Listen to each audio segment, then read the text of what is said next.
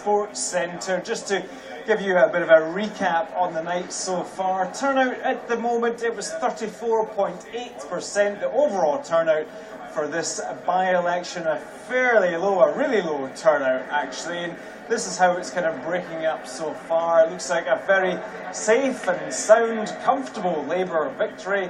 Alex Rowley is bound to be elected as the Labour MSP here. The SNP coming second, the Conservatives coming third, UKIP coming fourth, and the Liberal Democrats coming fifth. And now I'm joined by the Lib Dem candidate whom you saw in my film there, Jade Holden. Jade, thank you very much for joining me. I was speaking to you last Thursday in the double glazing factory in Cowdenbeath.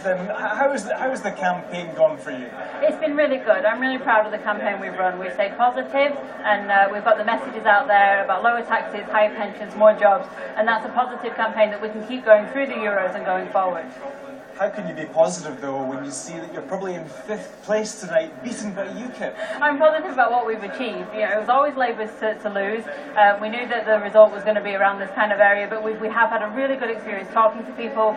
We've been able to get these really positive messages out there, and that's really good. And like I say, building on to the Euro elections, that's going to stand us in really good stead. Well, you say building up to the Euro elections, but of course, if UKIP are beating you here in their Scottish constituency, what does that mean for the Lib Dems across the rest of the UK in the European elections in May? I'm not sure that it's an indication of how it's going to be across the rest of the UK. We've still got that to see, but we'll take our messages forward and we'll see what happens from there.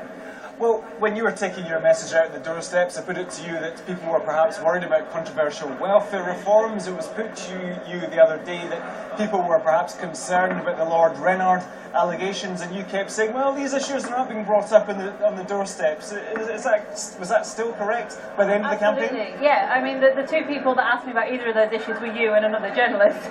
the things that people were talking about on the doorstep were they were concerned about the independence plans, and that they wanted to talk about jobs, which we've had great news on, and pensions, which again we've been able to say the Liberal Democrats are delivering in these areas in government. So it has been really quite positive speaking to people. Not the best result in terms of placement, but going forward we have got these messages that people are really responding to, and that's what they care about. They care about the issues that are affecting them, not about our internal politics.